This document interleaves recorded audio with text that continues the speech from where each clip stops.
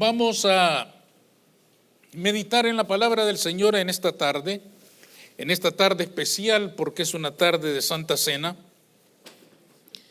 Y por eso queremos compartir un mensaje que hemos titulado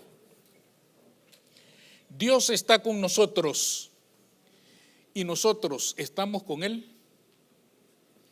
Dios está con nosotros y nosotros estamos con Él. Para partir, hermanos, en la exposición de este mensaje queremos leer en el segundo libro de Samuel, en el capítulo 6, desde el verso 1 hasta el verso 10. Segundo libro de Samuel, capítulo 6, desde el verso 1 hasta el verso 10. Dice, hermanos, así en la palabra del Señor: David volvió a reunir a todos los escogidos de Israel, 30,000. Y se levantó David y partió de Baala de Judá con todo el pueblo que tenía consigo para hacer pasar de allí el arca de Dios, sobre la cual era invocado el nombre de Jehová de los ejércitos, que mora entre los querubines. Pusieron el arca de Dios sobre un carro nuevo y lo llevaron a la casa de Abinadab, que estaba en el collado. Y Usa y Ahío, hijos de Abinadab, guiaban el carro nuevo. Y cuando lo llevaban a la casa de Abinadab, que estaba en el collado, con el arca de Dios, Ahío iba delante del arca. Y David y toda la casa de Israel danzaban delante de Jehová con toda clase de instrumentos de madera, de haya, con arpas, salterios, panderos, flautas y címbalos. Cuando llegaron a la era de Nacón, Usa extendió la mano al arca de Dios y la sostuvo, porque los bueyes tropezaban. Y el furor de Jehová se encendió contra Usa y lo hirió allí Dios por aquella temeridad, y cayó allí muerto junto al arca de Dios. Y se entristeció David por haber herido Jehová a Usa, y fue llamado aquel lugar Pérez Usa hasta hoy. Y temiendo David a Jehová aquel día, dijo: ¿cómo ha de venir a mí el arca de Jehová? De modo que David no quiso traer para sí el arca de Jehová a la ciudad de David, y la hizo llevar David a casa de Obed-edom, geteo. Y estuvo el arca de Jehová en casa de Obed-edom, geteo, 3 meses. Y bendijo Jehová a Obed-edom y a toda su casa.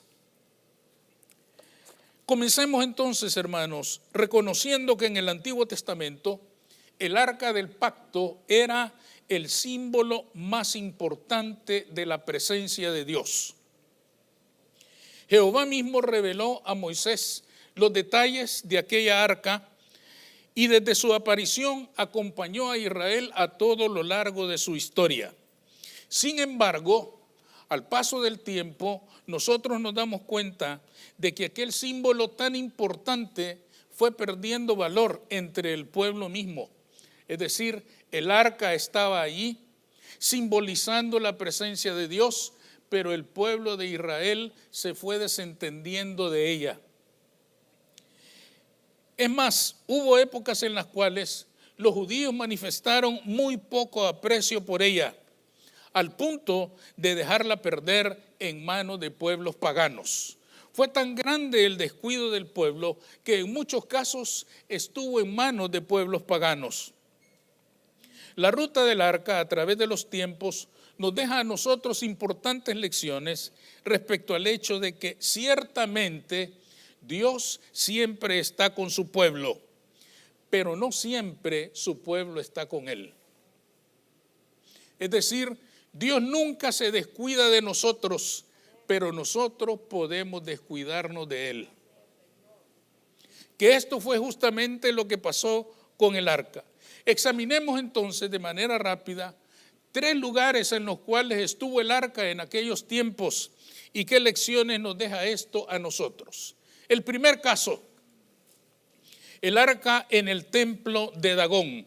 Eso lo pueden ustedes leer en el primer libro de Samuel, en el capítulo 5. No lo hemos leído aquí por razones del tiempo, pero yo creo que todos nosotros conocemos algo o bastante de esta historia.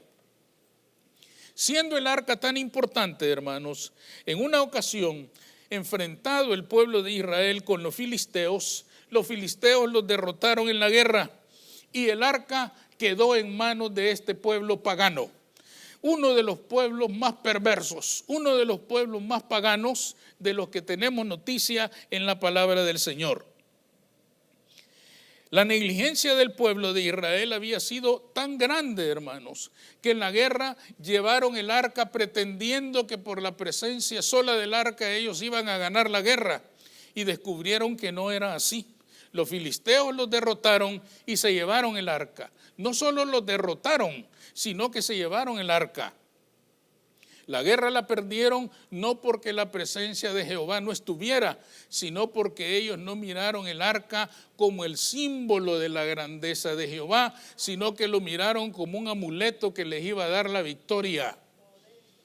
Es decir, no se dieron cuenta que aquello solo era un símbolo, que aquí había que descubrir su esencia, y la esencia de los símbolos religiosos solo se descubre por la fe. Y esto es lo que ellos no tuvieron.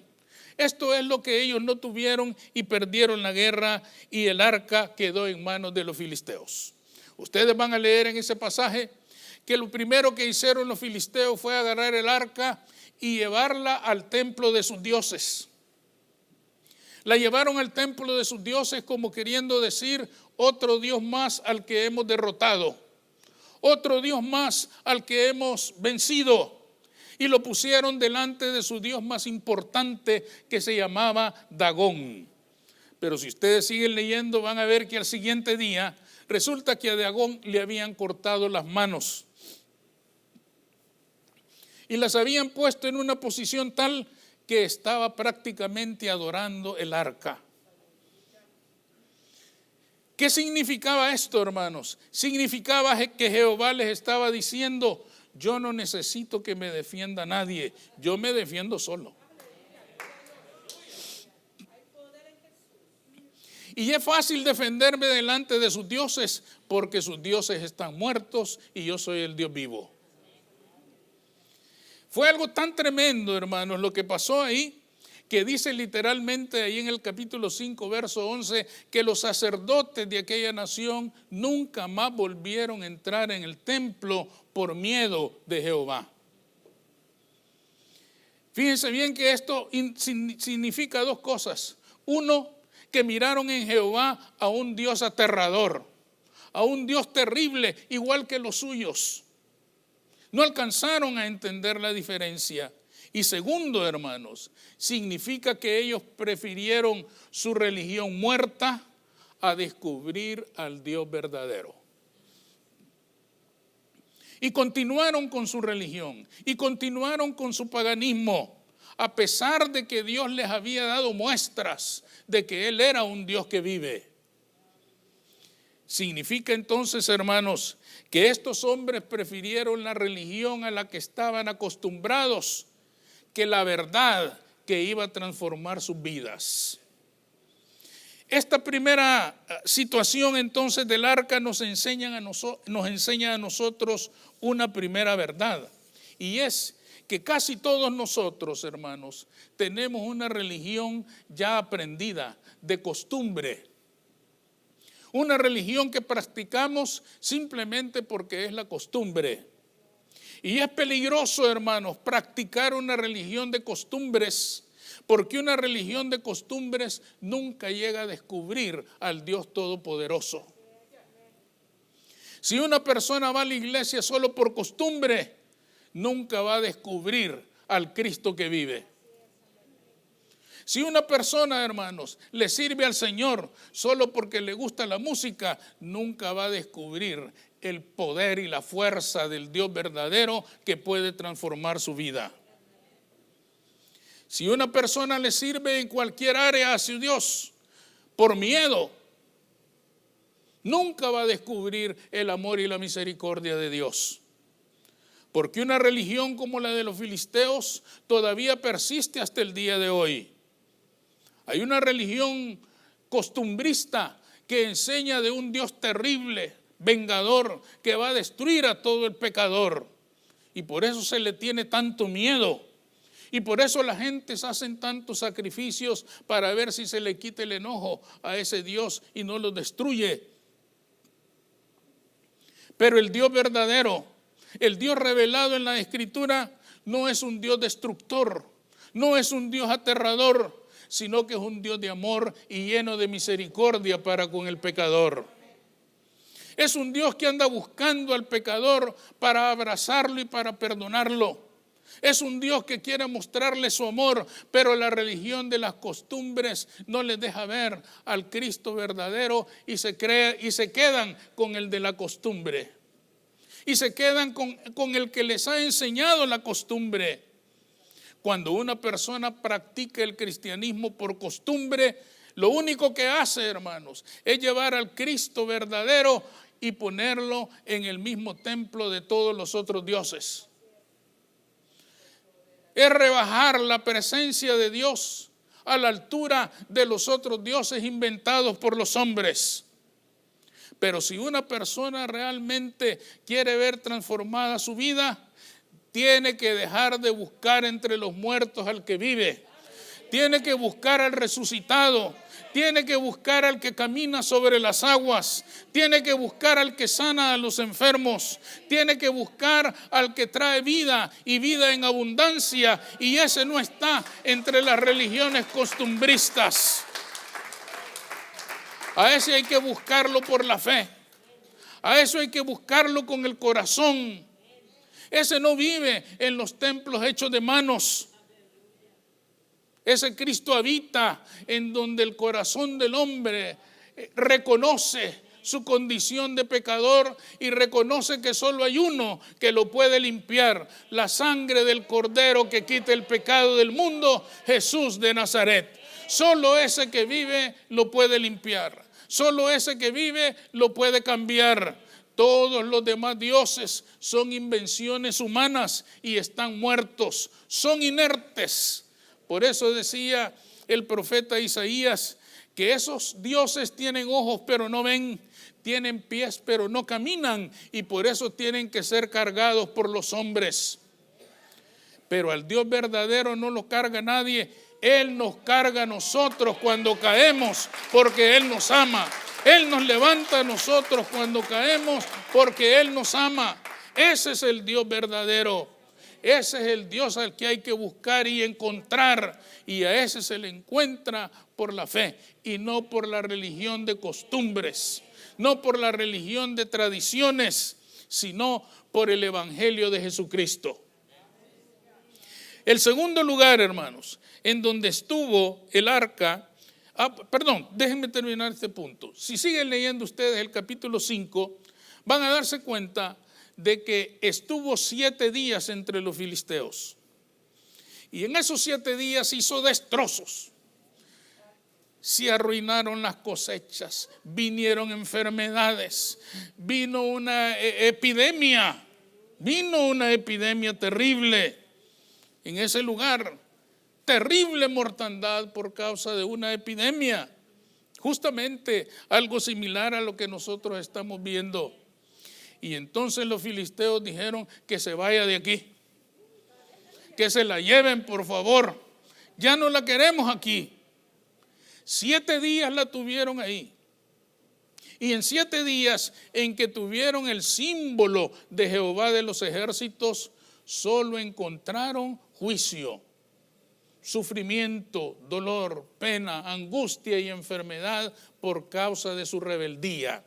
Porque se negaron a aceptar que Jehová era el Dios verdadero. Después de esos 7 días terribles dijeron, por favor, llévensela. Y lograron que se la llevaran. El segundo lugar donde estuvo el arca fue ya en Judá. El arca en casa de Abinadab. Después de rodar allá con los filisteos, el arca, hermanos, llegó hasta Judá. y se depositó en la casa de un hombre que se llama Abinadab. Eso sí ya lo leímos nosotros aquí, ¿verdad? Fíjense que su casa estaba situada a solo 14 millas de Jerusalén, donde estaba el templo de Jerusalén, el lugar natural donde debía estar el arca. Y allí permaneció el arca, hermanos, durante 20 años. Si ustedes investigan este tema en cualquier diccionario bíblico y en la escritura misma, van a descubrir que el arca estuvo en Judá por 20 años. Y durante 20 años, hermanos, no nos dice la escritura que haya pasado nada, nada de nada. Allá con los filisteos por lo menos pasó algo terrible, pero aquí ni bueno ni malo. El arca estuvo 20 años en Judá y no pasó nada, nada sucedió, aunque era el símbolo de la presencia de Jehová. ¿Y por qué no sucedió nada? Porque la gente la tenía en su tierra, pero nunca valoró el arca como el símbolo de la presencia de Jehová. Es más, imagínense, 20 años, durante 20 años le estuvieron mirando.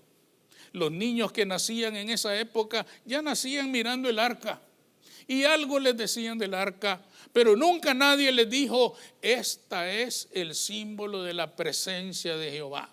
Si tú lo buscas, lo vas a encontrar. Si tú clamas a Él, Él va a venir a ti. Ahí está el arca. Durante 20 años, el arca, hermanos, no significó para ellos nada. No significó para ellos absolutamente nada, aunque era un símbolo importante, pero fíjense bien que es símbolo. ¿Qué quiere decir esto? El arca por sí misma no hace milagros. El que hace los milagros es Jehová, a quien representa. Por eso leen ustedes en el capítulo 5 que los judíos muy listos según ellos dijeron, traigamos el arca y vamos a vencer. Llevaron el arca y les dieron duro y hasta se llevaron el arca. ¿Y por qué no funcionó? Porque el arca por sí misma no hace nada. Si el hombre no adora a Dios, no pasa nada. Si el hombre no tiene realmente un corazón que busca a Dios en espíritu y en verdad, no va a encontrar nada. Aunque tenga una colección de arcas en su casa, aunque tenga una colección de símbolos en su casa, si realmente no lo busca con todo el corazón, no va a encontrar nada, porque símbolos son símbolos. Nada pasa con los símbolos a menos que nosotros descubramos allí la presencia del que sí puede hacer que pasen las cosas, del que sí puede hacer que las cosas cambien. El arca, hermanos, no es un amuleto mágico. El arca y su poder dependían de cómo la miraran, de con qué ojos miraran el arca. Pero yo creo que aquella gente la miró durante 20 años solo como un mueble. Un mueble más que estaba en la casa de Abinadab. ¿Cuántas historias se habrán generado acerca del arca? Pues dicen que era famosa, dicen que hacía cosas, dicen que esto o lo otro. Pero nadie tenía un conocimiento verdadero de lo que significaba o de lo que simbolizaba el arca del pacto con Jehová. 20 años estuvo ahí. 20 años y ellos no se dieron cuenta de que Dios podía entrar en sus vidas. Las nuevas generaciones nacían y crecían mirando aquel mueble, pero nadie les enseñó de su valor. Nadie les enseñó de lo que podía generar aquel símbolo en sus vidas. Nadie les enseñó a mirar el arca con fe y con reverencia. Prácticamente, hermanos, el arca estuvo 20 veces abandonada, sin significar nada. Dios estaba con el pueblo, pero el pueblo no estaba con Dios.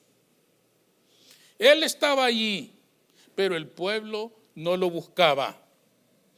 Acostumbrarse, hermanos, al símbolo religioso nos roba la esencia de Dios. ¿Por qué no pasó nada extraordinario durante aquellos 20 años que el arca estuvo guardada en Judea? Porque en Judea terminaron acostumbrándose a la presencia de aquel mueble como algo intrascendente. Estaba ahí, ¿y qué? No pasa nada. Nada significa, sin ninguna importancia. Aceptemos una cosa, hermanos. Toda confesión religiosa tiene símbolos.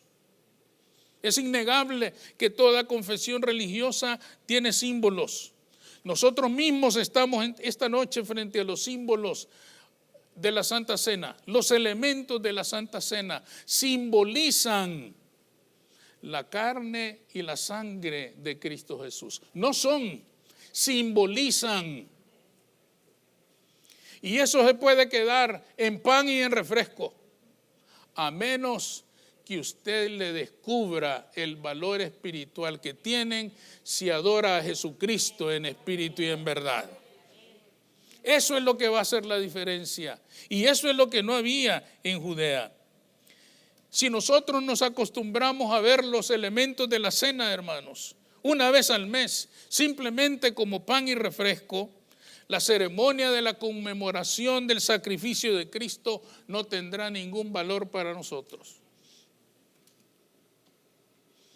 Yo creo que para muchos lo único que significa es, y hoy es Santa Cena, vamos a salir más tarde. Es decir, es una ceremonia sin valor a la que estamos acostumbrados. Y ya sabemos que en el calendario decimos, este miércoles hay Santa Cena. Estamos acostumbrados, nos acostumbramos a esto, pero no le hemos descubierto el poder y la potencia de la sangre de Cristo. Pero lo más lamentable es que al mismo tiempo que nos acostumbramos a los símbolos religiosos, nos vamos acostumbrando también a la desobediencia.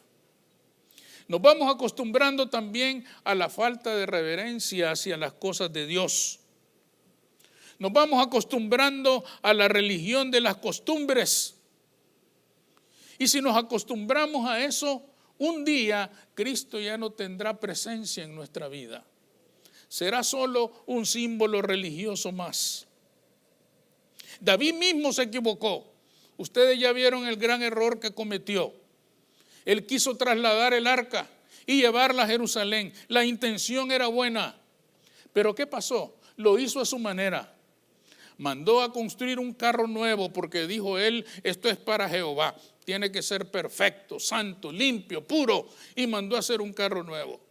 Subió el arca ahí y les dijo a 2 sacerdotes, cuiden el arca en el camino. Le pusieron unos bueyes que nunca hubieran sido uncidos, que nunca les hubieran puesto el yugo, y él dijo, estamos listos, esto es para Jehová. ¿En qué terminó todo aquello? En tragedia. ¿Y por qué terminó en tragedia? Porque David lo quiso hacer a su manera y no conforme a la voluntad de Dios. Pero la Escritura nos demuestra, hermanos, que hasta para adorarle Dios ha establecido su voluntad. Y esa es la que nosotros tenemos que hacer.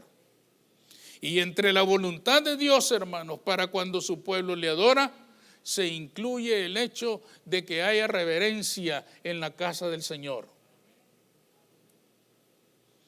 En este caso, hermanos, ¿cuál fue el problema y por qué murió Usa?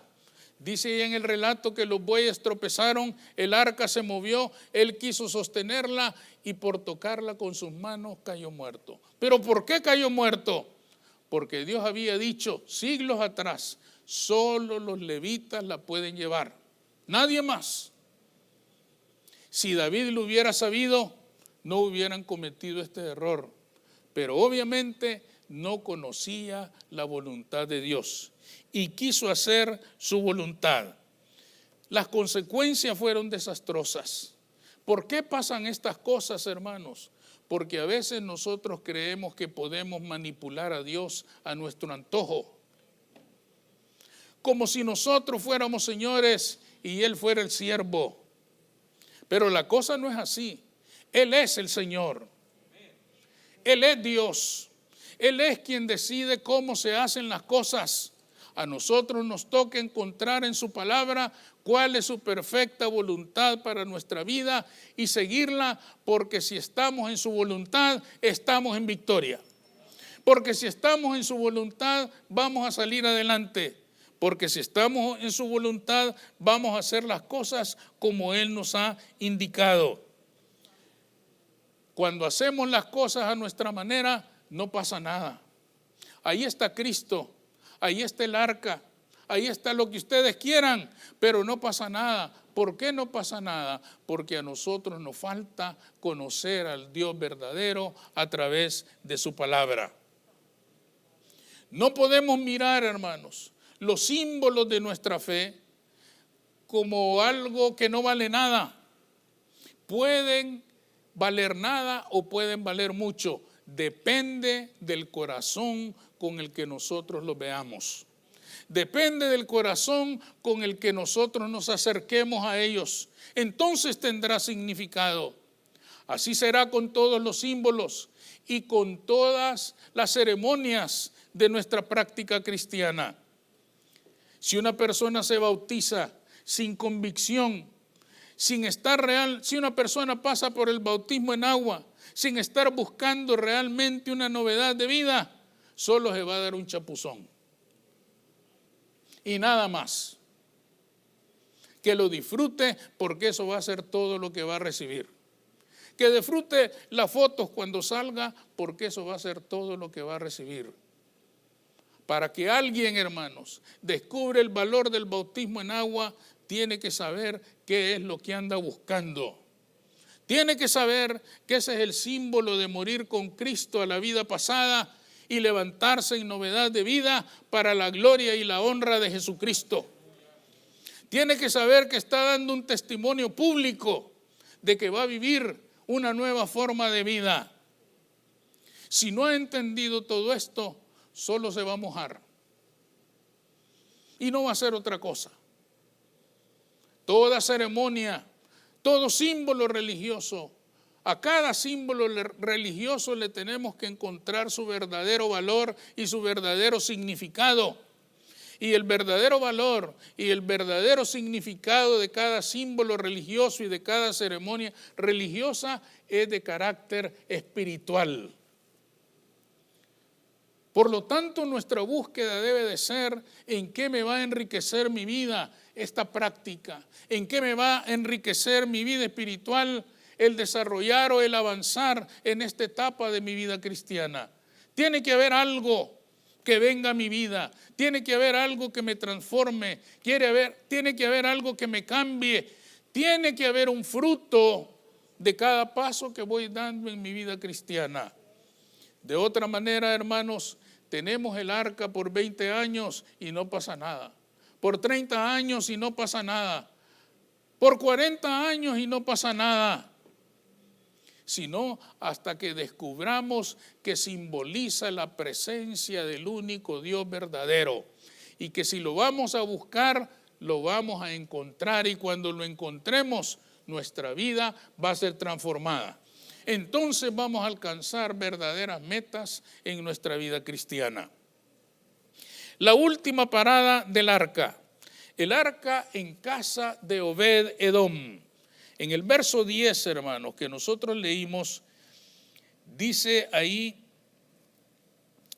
en el verso 6, en el capítulo 6 y verso 10, dice, de modo, en el 11, perdón, y estuvo el arca de Jehová en casa de Obed-Edom geteo 3 meses, y bendijo Jehová a Obed-Edom y a toda su casa. Fíjense qué interesante es esto. Después del fracaso de David, él mismo decidió y dice, me equivoqué. David siempre tuvo esa virtud, esa cualidad de reconocer sus errores. Y él dice, me equivoqué. En algo me he equivocado, así que mejor voy a esperar para llevar el arca. Y entonces, como él era el rey, él puede decidir a dónde se queda. Y él dice, pues llévenla a la casa de Obed-Edom, un levita, y ahí se va a quedar el arca. Eso está bonito, pero ¿qué creen ustedes que habrá pensado Obed-edom? El arca que había hecho cosas terribles allá con los filisteos. El arca que había querido traer David, y Usa murió.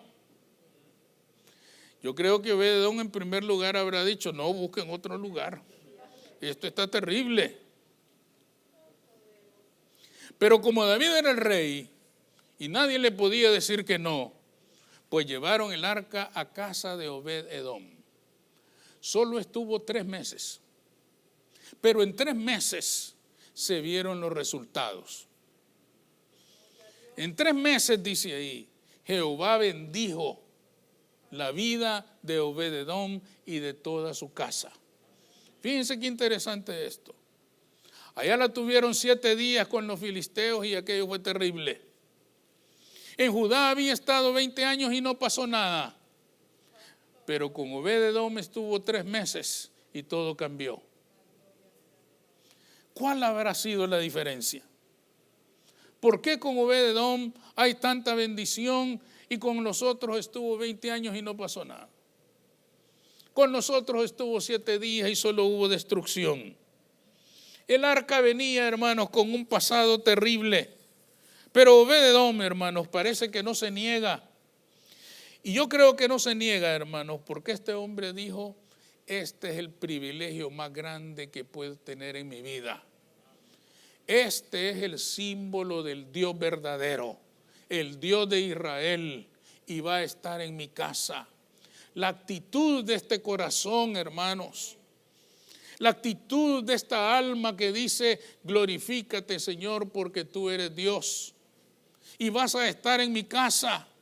Esto, hermanos, provocó que en 3 meses todo mundo se diera cuenta de la gran bendición que abundó en la casa y en la familia de este hombre.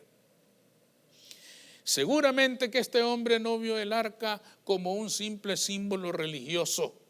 Él dijo, aquí tengo yo el gran recurso para hablar con Jehová, para comunicarme con el Dios de los ejércitos, para entrar en contacto con el Creador y con el que sostiene el universo hasta el día de hoy. Esto es una bendición grande y él se gozó cada día. ¿Saben qué fue lo que pasó? Que el símbolo dio paso a la presencia de Jehová. El símbolo, hermanos, abrió el camino para que la presencia de Jehová se hiciera real en la vida de Obed-edom. Cuando el corazón, hermanos, se atreve a creer, Jehová se hace verdad.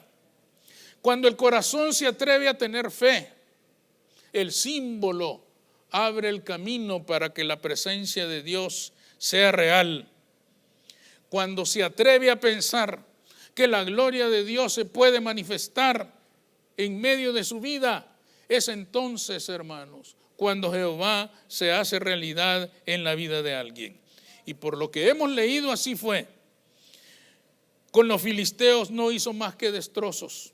Los 20 años en Judá fueron inútiles, pero en la casa de Obed-edom todo fue diferente. Aquí no hubo costumbre, aquí hubo cada día esperanza de que Jehová se manifestara de una manera gloriosa en su casa y en su vida. Aquí hubo esperanza de verdad. Este hombre dijo, yo quiero esto para mí. Yo quiero que Jehová venga a mi vida. Yo quiero que Jehová visite mi vida y se haga realidad en mi vida. Y eso es lo que sucedió. Aquí no hubo costumbre. El arca era la misma, exactamente la misma que había estado con los filisteos, exactamente la misma que había estado 20 años tirada en algún rincón en Judea.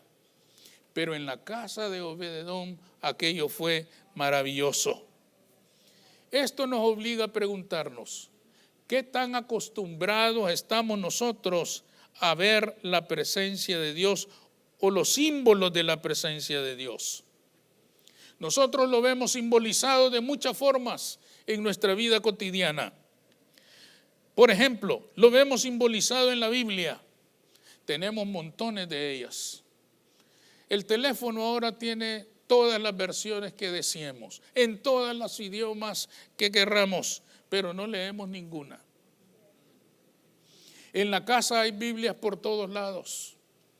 Hay Biblias de todos los colores, los tamaños y las formas, con letra grande y con letras doradas, preciosas, bellas, hermosas. Pero si no las leemos, es un símbolo vacío. Cualquiera puede decir, no diga eso, hermano, esto es la palabra de Dios. Es la palabra de Dios si usted lo cree. Por ahí dicen que hasta el diablo se sabe la palabra.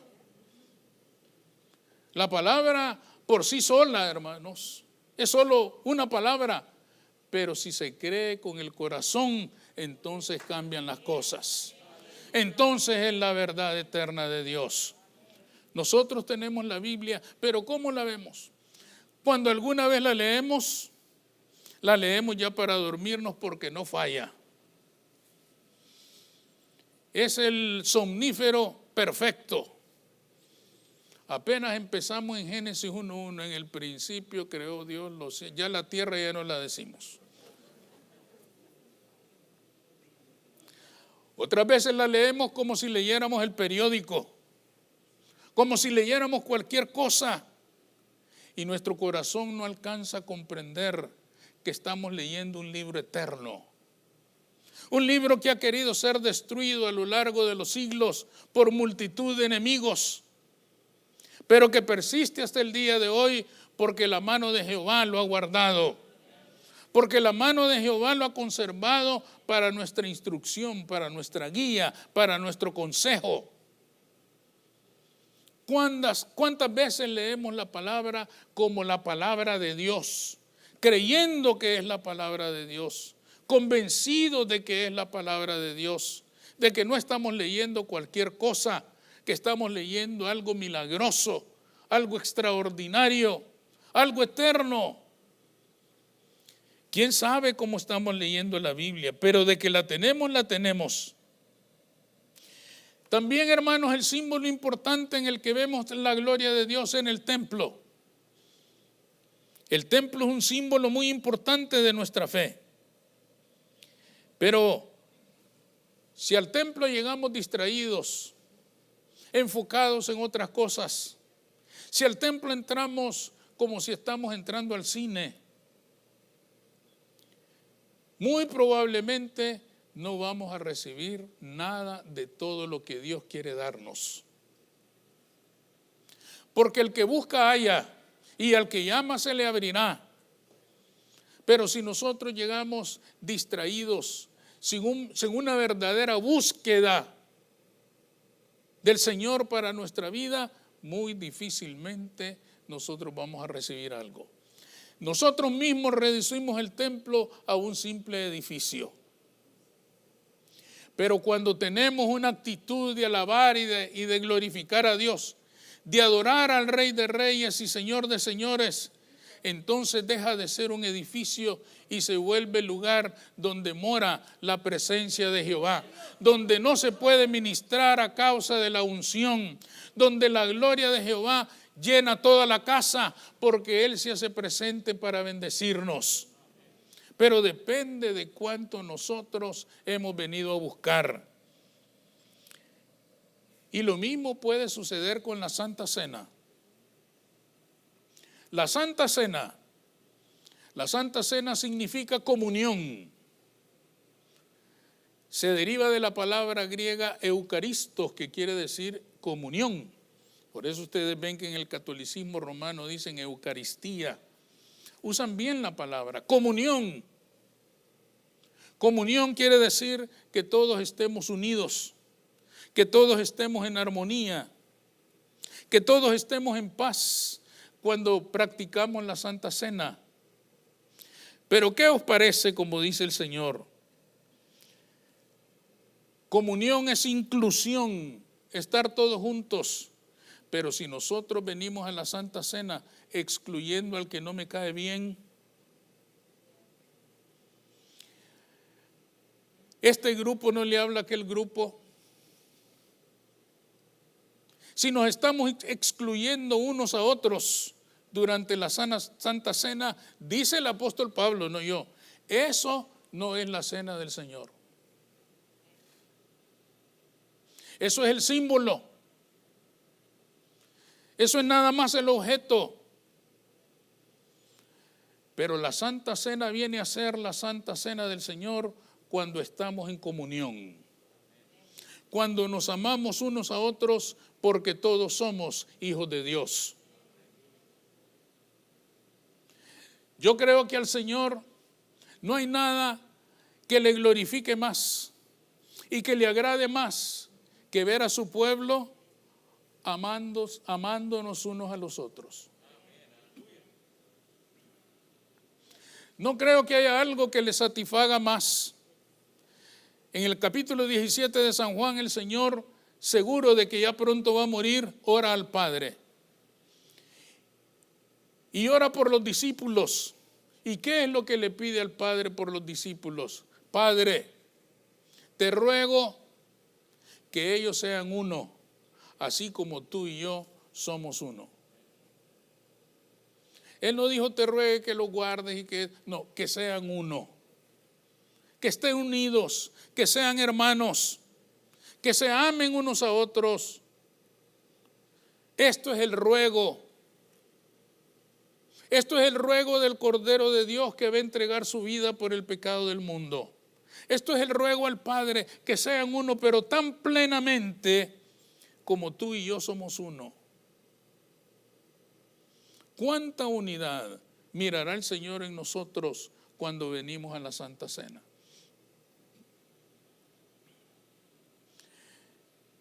Si nosotros no alcanzamos a amarnos, porque si entramos odiándonos a este lugar y cuando vamos a tomar la Santa Cena ponemos nuestra mejor cara de santidad y nos tomamos el pan y el vino, que refresco, muchos quisieran que fuera vino, pero creo yo que así está bien. Sin amar al hermano, eso dice Pablo, no es la cena del Señor. Eso no es tomar la cena del Señor. Tomar la cena del Señor es aceptarnos unos a otros. Tomar la cena del Señor es reconocer que Él nos salvó a todos por igual. Y nos salvó a todos por igual porque todos somos pecadores por igual. Tomar la Santa Cena es reconocer que Él dio su vida por mí y por mi hermano, por el que me cae bien y por el que no me cae bien.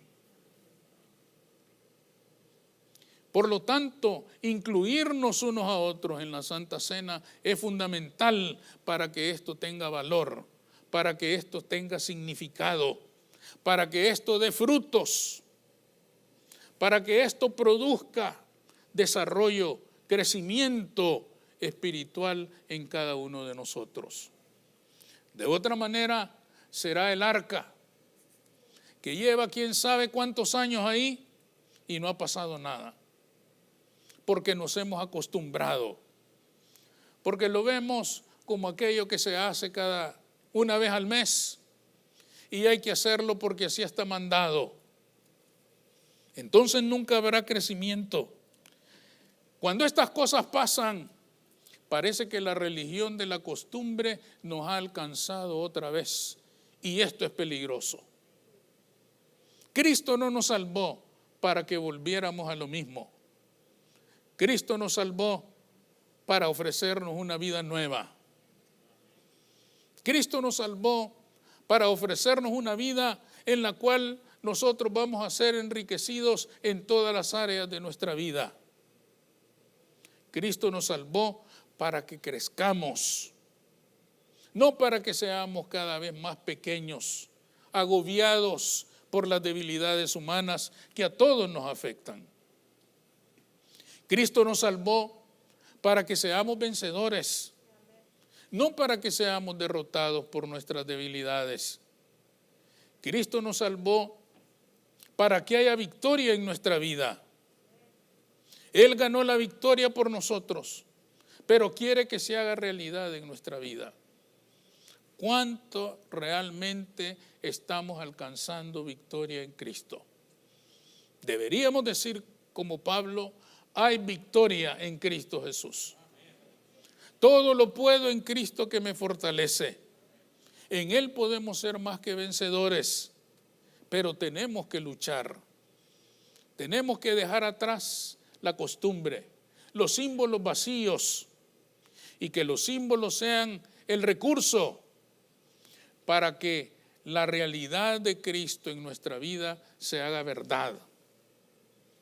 Para que el Cristo vivo se manifieste en la vida de cada uno de nosotros y podamos crecer y ser cada día mejores hijos de Dios. Cristo quiere que crezcamos. Cristo quiere que vayamos adelante. Cristo quiere que tengamos victoria. Amén. Vamos a orar.